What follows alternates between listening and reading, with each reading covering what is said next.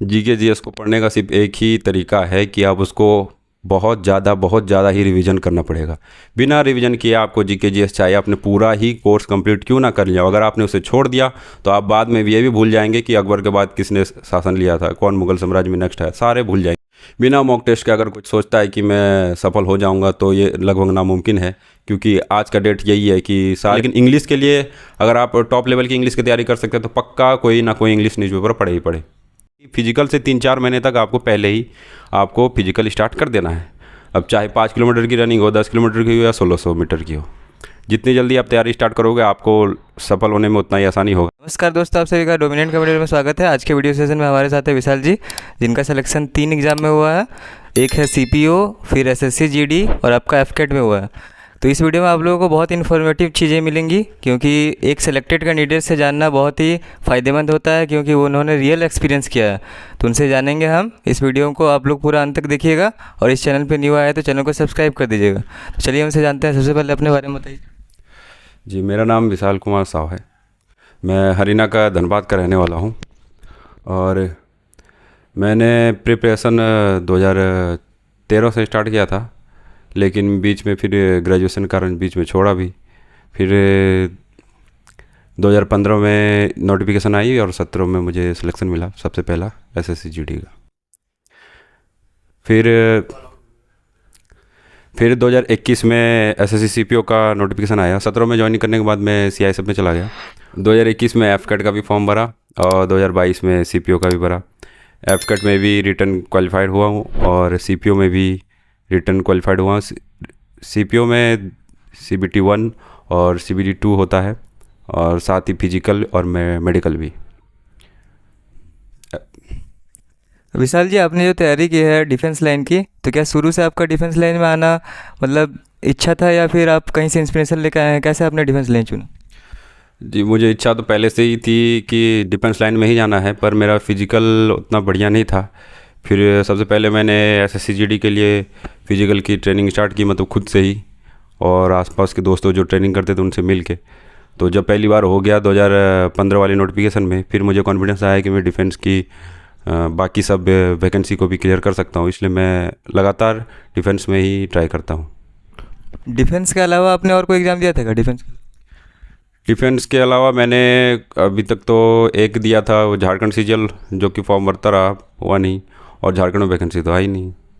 और SSC CPO दिया है और एसएससी सीएचएसएल भी दिया था, लेकिन उसमें तैयारी ठीक नहीं थी, सीएचएसएल में इंटरेस्ट भी नहीं था, इसलिए नहीं हो पाया। अब विशाल जी से जानेंगे कि हर एक सब्जेक्ट की स्ट्रेटेजी जानेंगे, कैसे उन्होंने मैथ, रीजनिंग, जीएस, इंग्लिश को तैयारी किया। तो सबसे पहले मैथ के बारे में बताइए। मैथ्स का मैं तो पहले से ही स्टूडेंट रहा हूँ, मैथ्स मुझे पसंद थी, लेकिन मेरा कमज़ोर था जीके जीएस, जिसको मुझे लगता है कि बहुत लोगों का जीके जीएस कमज़ोर होता है और ये ही कट ऑफ निर्धारित करने में बहुत अहम भूमिका निभाता है। विशाल जी, पहले मैथ के बारे में बताइए, कौन कौन से बुक ने आपने पढ़ा?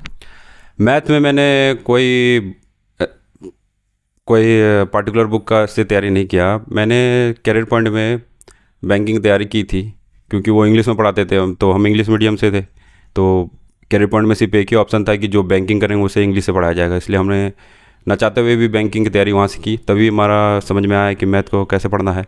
और उसके बाद फिर यूट्यूब में बहुत सारे क्लासेस देखा मैंने और मैथमेटिक्स की तैयारी वहीं से की। और एक क्विकर मैथ्स है जिससे आप ट्रिक्स बहुत जल्दी सीख सकते हैं। ये बुक ऑनलाइन भी उपलब्ध है और ऑफलाइन भी। जैसे मैथ का एग्ज़ाम में ट्रिक का क्या रोल है? बहुत सारे बच्चे सोचते हैं कि ट्रिक से बनाएंगे, ट्रिक क्या काम करता है एग्ज़ाम में? बहुत बच्चे को लगता है कि जैसे ही मैंने बचपन में 10 में पढ़ा, 12 में पढ़ा, उसके हिसाब से मैं मैथ निकाल लूँगा, तो बहुत नेक्स्ट टू इम्पॉसिबल है, क्योंकि एग्ज़ाम में आपके पास समय बहुत कम रहता है और समय अगर बहुत ज़्यादा भी है फिर भी आपको पास उस समय को मेंटेन करना बहुत मुश्किल हो जाता है। अगर एक क्वेश्चन में फंसे तो बाकी सारे क्वेश्चन सॉल्व करने का आपको समय ही ना मिलेगा। इसलिए आपने 10-12 में कैसे क्वेश्चन को सॉल्व किया ये तो भूल जाइए और नए तरीके से सारे ट्रिक्स को आजमाइए और उसी को सीखिए, तभी जाके आपका सिलेक्शन हो सकता है। अब रीजनिंग के बारे में बताइए, रीजनिंग को कैसे करें? रीजनिंग तो ज़्यादातर सभी लोगों का इजी ही होता है, लेकिन ऐसा कोई भी टॉपिक नहीं छोड़िए जिसको बाद में आपको समस्या हो, इसलिए रीजनिंग में सबका तो हाई स्कोर ही आता है। और रीजनिंग की तैयारी करने के लिए सबसे बेस्ट है यूट्यूब का कोई भी जो पूरे शुरू से लेकर अंत तक आपको रीजनिंग पढ़ाता है, बस उसको रिवीजन करते रहिए। ये नहीं कि छोड़ दे बीच में, अगर 1 महीना 2 महीने का गैप भी हो जाता है फिर बाद में उसको पकड़ लीजिए तो आसानी से हो जाएगा। रीजनिंग उतना हार्ड है नहीं। आपने यूट्यूब में कोई क्लास फोकस किया था ऐसे ही कि जो फ्री अपलोड करते हैं क्लास उनसे किया था, कोई भी चैनल मतलब? मैंने सबसे शुरू में जो कि वाईफाई स्टडी है, बहुत सारे बच्चों ने वहीं से तैयारी की थी, तो वाईफाई स्टडी में एक ये थे साहिल सर, जिनसे मैंने NTPC 1 की तैयारी, NTPC जो आया था रेलवे का, उसकी तैयारी की थी। NTPC 1 में CBT 1 में मेरा क्वालिफाई हो गया था। NTPC CBT 2 देने के बाद फाइनल मेरिट में मेरा नाम नहीं आया था, लेकिन उससे क्या हुआ कि मेरा मैथ, रीजनिंग, बाकी सारे सब्जेक्ट स्ट्रॉन्ग हो गए थे। अब जीएस के बारे में बताइए, जीएस को कैसे पूरा कंप्लीट करें, क्योंकि बहुत सारे बच्चों को प्रॉब्लम रहता है जीएस में, वो याद करते हैं फिर भूल जाते हैं, तो जीएस को कैसे कवर करें? जीके जीएस को पढ़ने का सिर्फ एक ही तरीका है कि आप उसको बहुत ज़्यादा ही रिवीजन करना पड़ेगा। बिना रिवीजन किए आपको जीके जीएस चाहे आपने पूरा ही कोर्स कंप्लीट क्यों ना कर लिया, अगर आपने उसे छोड़ दिया तो आप बाद में ये भी भूल जाएंगे कि अकबर के बाद किसने शासन लिया था, कौन मुगल साम्राज्य में नेक्स्ट है, सारे भूल जाएंगे। इसलिए जीके जीएस अगर आप पढ़ते हैं तो उसको कंटिन्यू रखिए, और ये मत सोचिए कि मैंने पढ़ लिया तो बाद में जब एग्जाम आएगा तब पढ़ेगा। कुछ नहीं तो कम से कम दिन में आधा घंटा ही जीके जीएस दीजिए, और डेली कम से कम 15 से 20 मिनट का करंट अफेयर जरूर देखिए। जीएस के लिए आपने कोई बुक पढ़ा था क्या? एनसीईआरटी का क्या रोल है? जीएस का तो एनसीईआरटी से जो हमने पढ़ा है 10 तक, उस बहुत सारे लगभग सारे क्वेश्चन उसी से है, लेकिन हम भूल जाते हैं। इसलिए यूट्यूब में बहुत सारे ऐसे जो जीएस पढ़ाते हैं वो आपको बता देंगे कौन से क्वेश्चन वहाँ से उठाए जा सकते हैं, तो उससे तैयारी आराम से कर सकते हैं आप। और जैसा कि उसमें पेपर 2 में आपका इंग्लिश में क्या 200 मार्क्स का था, तो उसमें आपने कैसे तैयारी की थी इंग्लिश को? इंग्लिश कहाँ से पढ़ा था आपने? इंग्लिश के लिए मैंने तो ऑनलाइन ही तैयारी की थी, लेकिन इंग्लिश में अभी यूट्यूब पे और इंडिया में लगभग 2 ही मैडम मेरे नज़र में तो टॉप में है। जैसे एक है नीतू मैडम, जो जिसके यहाँ से रैंक होल्डर ही आते हैं, और एक रानी मैडम।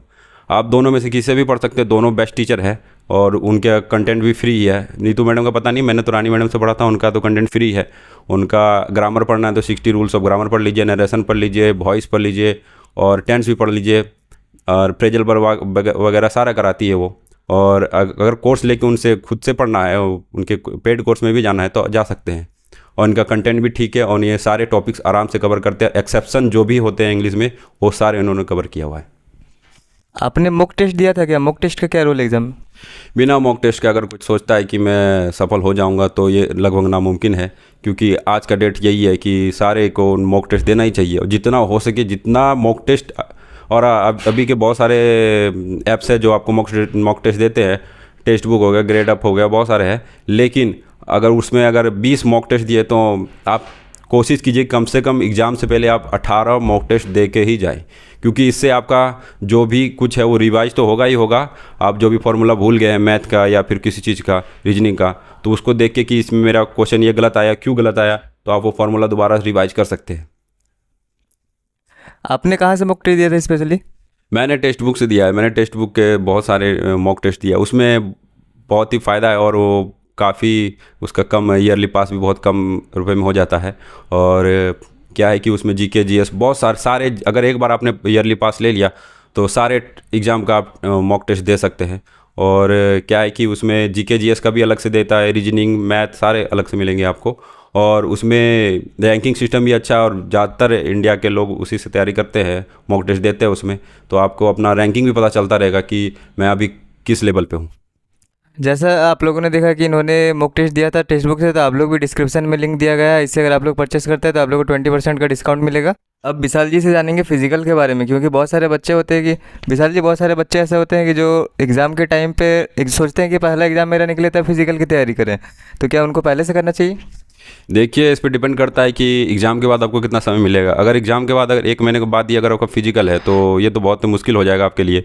लेकिन अगर एग्ज़ाम के बाद अगर 3-4 महीने मिलते हैं तो फिर आप आसानी से कर सकते हैं। मतलब कि कुल मिला के बात यह है कि फिजिकल से 3-4 महीने तक आपको पहले ही आपको फिजिकल स्टार्ट कर देना है। अब चाहे 5 किलोमीटर की रनिंग हो, 10 किलोमीटर की हो या 1600 मीटर की हो, जितनी जल्दी आप तैयारी स्टार्ट करोगे आपको सफल होने में उतना ही आसानी होगा। और नहीं तो फिर लास्ट में अगर हो सके आपको इंजरी हो जाए, या फिर आप दौड़ ना पाए, या फिर आप कंप्लीट ही ना कर पाए, स्टेमिना ही बिल्ड नहीं होगा, तो फिर कैसे कंप्लीट कर पाओगे। आपने रनिंग के लिए क्या किया था? सुबह उठ के दौड़ते थे या क्या करते थे? रनिंग के लिए मैं सबसे पहले SSGD की बताता हूँ। जो 5 किलोमीटर की रनिंग होती थी तो मैं वहाँ जो अपने गोल्फ ग्राउंड है वहाँ पे प्रैक्टिस करता था। मैं 700 मीटर का ट्रैक है, शायद मुझे याद नहीं आ रहा, 7-8 राउंड में मारता था डेली, सुबह भी मारता था। और जब 3 महीने 4 महीने लगे थे मुझे उसको तैयार करने में, लेकिन पहले से मेरा बिल्ट नहीं था, मतलब मैंने पहले कभी दौड़ा नहीं था, इसलिए 3-4 महीने में मुझे लग गए। और उसके बाद सिटी सेंटर से लेके वहाँ तक चौक तक, क्या बोलते हैं वो, गया लिट्टी जो दुकान है उनके पास, रणधीर वर्मा चौक तक, वहाँ तक मैं रनिंग करता था। वो 1 या 1.5 किलोमीटर का रास्ता है, 3-4 बार इधर आने जाने में मेरे 5 किलोमीटर कंप्लीट हो जाते थे। तो वहाँ से मैंने प्रैक्टिस की थी। लेकिन प्रैक्टिस से पहले आपको ये बता दूं कि 5 किलोमीटर की रनिंग जब भी आप स्टार्ट करोगे तो सबसे पहले बहुत धीरे ही दौड़ना, टाइम भले कितना भी लगे। तो 5 किलोमीटर हो या 10 किलोमीटर हो, जैसे कि अभी झारखंड पुलिस में भी 10 किलोमीटर की रनिंग होने वाली है बच्चों की।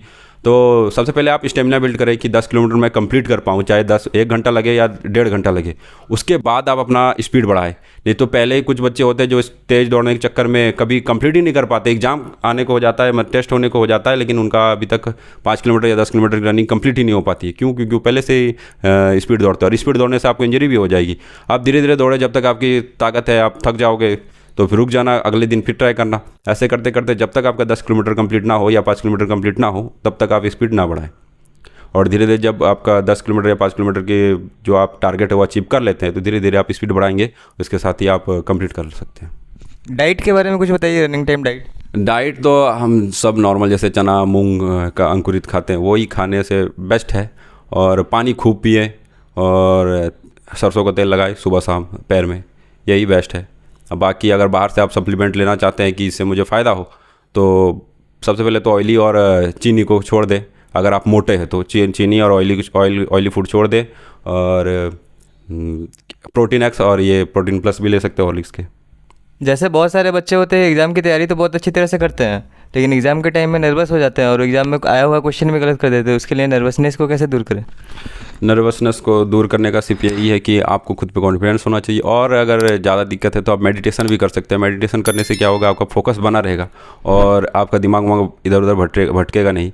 जब भी एग्ज़ाम होता है तो अक्सर जैसे एग्ज़ाम देते देते हो सके आपका दिमाग की कहीं और भटक जाए, तो आप हो सके टाइम ज़्यादा लग जाए, लेकिन ऐसा करने से आपका ही नुकसान है। इसलिए मेडिटेशन करिए अगर आपका फोकस इधर उधर भटकता है तो।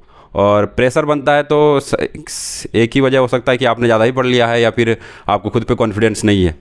तो अगर कॉन्फिडेंस नहीं है तो मॉक टेस्ट दीजिए। मॉक टेस्ट जो आपने जितना रैंक हासिल किया है, जितना नंबर आया है, कम से कम उससे ज़्यादा ही नंबर आना चाहिए एग्ज़ाम में। और ऐसा ही होता है क्योंकि जो भी मॉक टेस्ट बनते हैं वो क्वेश्चन थोड़ा एग्ज़ाम के पैटर्न से थोड़ा टफ ही बनाया जाता है, ताकि आप जब एग्ज़ाम में जाओ तो अच्छा प्रदर्शन कर सको। फिजिकल में रनिंग टाइम में भी क्या नर्वसनेस रहता है एक दिन पहले? ऑब्वियसली रहेगा ही नर्वसनेस। क्या दौड़ते वक्त ही आपका दिल थोड़ा सा हार्ट बीट बढ़ेगा ही बढ़ेगा। तो आप जो सोच रहे हैं कि मैं 5 किलोमीटर अगर 24 मिनट में कंप्लीट कर लेता हूं, तो उस समय हो सके आपको 26 मिनट लग जाए। इसलिए हमेशा 1-2 मिनट अपने हाथ में लेके ही चलिए। दौड़ने से पहले 1-2 दिन पहले और दौड़ने के दौरान भी आपके हार्ट बीट तो बढ़ी ही रहेगी, सबकी बढ़ी रहती है, नॉर्मल है ये। ऐसा नहीं सोचे कि मेरे साथ ही हो रहा है। इसलिए आप जब भी तैयारी करें थोड़ा सा ज़्यादा डिस्टेंस को लेके करें या फिर थोड़ा टाइम को अपना कम रखें। जो भी बच्चे अभी तैयारी कर रहे हैं, एसएससी जीडी के फॉर्म भरे हैं या फिर जो भी एग्ज़ाम आने वाले हैं या फिर सीपीओ की, तो उन लोग कैसे तैयारी करें? बेसिक से कैसे स्टार्ट करें? जिन्होंने अभी कुछ नहीं पढ़ा है वो कैसे करें? जिन्होंने अगर कुछ भी नहीं पढ़ा तो सबसे पहले बेसिक से ही पढ़े। ऐसा ना कि सीधा क्वेश्चन लगाने लगे। क्वेश्चन लगाने से क्या होगा कि आपको थ्योरी कुछ पता नहीं होगा, तो आप क्वेश्चन लगा भी नहीं पाएंगे। चुपचाप आप क्वेश्चन जो बताएगा टीचर आप सुनोगे और फिर बाद में अपने कॉपी में आंसर उतार के घर चले जाओगे। इससे कोई फ़ायदा होगा नहीं। सबसे पहले थ्योरी कंप्लीट करें। थ्योरी कंप्लीट करने के बाद ही आप क्वेश्चन लगाएं।